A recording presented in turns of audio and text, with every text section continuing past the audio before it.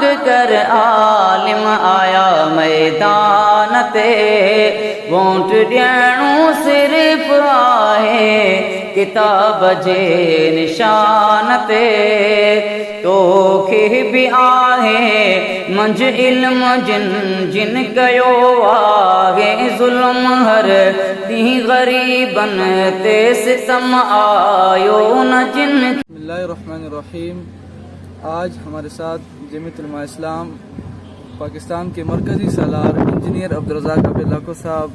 PS-70 ماتلی کے election کو monitor کرنے کے لیے آج ہمارے پاس ماتلی تشریف لائے ہیں. تو آج ہم ان سے کچھ انتخابی امور پر کچھ سوالات کریں گے. JUI الیکشن پر یقین کیوں کرتی ہے جبکہ اب تک شکست پہ شکست کھائی جا رہی ہے؟ جی شکریہ حسن. آپ کو معلوم ہے کہ ہم پاکستان بننے سے لے کر اب تک انتخابات میں حصہ لیا ہے اور اسی پہ یقین کیا ہے,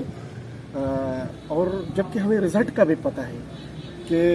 ان لوگوں نے جو سیاسی تنظیموں کے لیے دائرہ کار بناتے ہیں کہ کس جماعت کو کتنی پوزیشن دینی ہے, کس جماعت کو کہاں رکھنا ہے, لیکن اس کے باوجود بھی ہم کوئی اور راستہ اپنانے کے اس جمہوریت پر یقین کرتے ہیں اور اسی انتخابات پر ہم یقین رکھتے ہیں کہ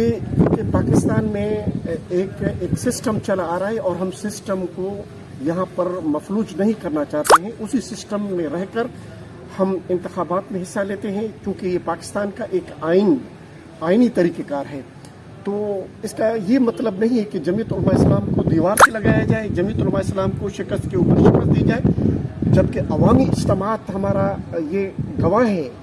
بین الاقوامی میڈیا, ملکی میڈیا, تمام ادارے اس چیز کو واچ کر چکے ہیں کہ ان کی اتنی بڑی تعداد لوگوں کی اس اجتماع میں, لیکن شام کے ٹائم پر جب بیلٹ باکس کو کھولا جاتا ہے تو اس میں ہمارے ووٹوں کو کیوں چرایا جاتا ہے, وہ کہاں چلے جاتے ہیں. یہ ایک سوال نشان ہے ان اداروں کے طرف جا رہا ہے کہ وہ ہمارے اس جمہوری راستے میں ہمیں دیوار سے نہ لگائیں بلکہ ہمارا جو حق ہے وہ ہمیں دیں. اگر نہیں دیں گے تو ظاہر بات ہے کہ سیاسی اور جدوجہد کے اور بھی طریقہ کار ہیں. آپ لوگوں کی مجبوری کیا ہے کہ الیکشن میں حصہ لینے کی؟ جی آپ کو معلوم ہے کہ ایک تو ہمارا پاکستان کا آئین یہی ہے کہ پاکستان کے اندر ایوان تک پہنچنے کے لیے طریقہ کار یہی ہے انتخابی, اور جو انتخابی طریقہ کار اپناتا ہے اس کو حق ہے کہ وہ جو ہے ایوان میں جائیں اور جہاں پر ملک کی مسائل پر بات کریں, اپنی علاقے کے مسائل پر بات کریں. اس لیے ہماری مجبوری ہے کہ ہم انتخابات میں حصہ لیتے ہیں.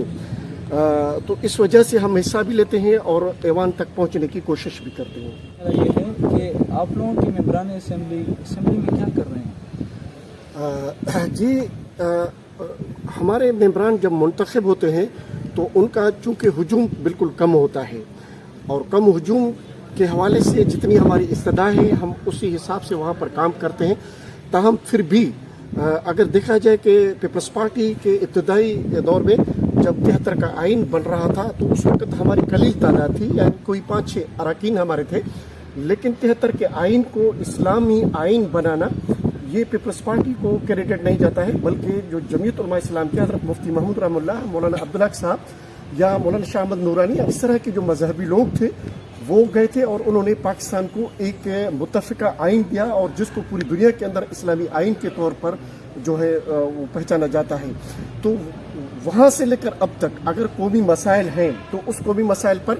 کم ہی تعداد, لیکن جمعیت علماء اسلام کے اراکین وہاں پر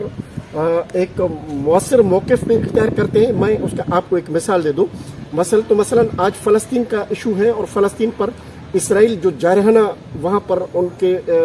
نسل کشی کر رہی ہے اور اس پر حملے کر رہے ہیں, تو اس میں جمعیت علماء اسلام کے انتہائی قلیل اراکین نے جو اسمبلی کے فلور پر, جو کل پورے پاکستان کے اندر 21 مئی کو جو ہے یوم احتجاج, یوم فلسطین منایا جا رہا ہے, تو جمعیت علماء اسلام کی تجویز پر یہ جو ہے پورا اسمبلی کے فلور کا ایک رائے عامہ ہموار کر کے اور وہاں سے یہ قرارداد منظور کروائی. تو الحمدللہ ہر ایشو پر جمعیت علماء اسلام کے قلیل اراکین نے جو منتخب ہوئے ہیں انہوں نے اسٹینڈ بھی لیا ہے اور وہاں پر بات بھی کی ہے.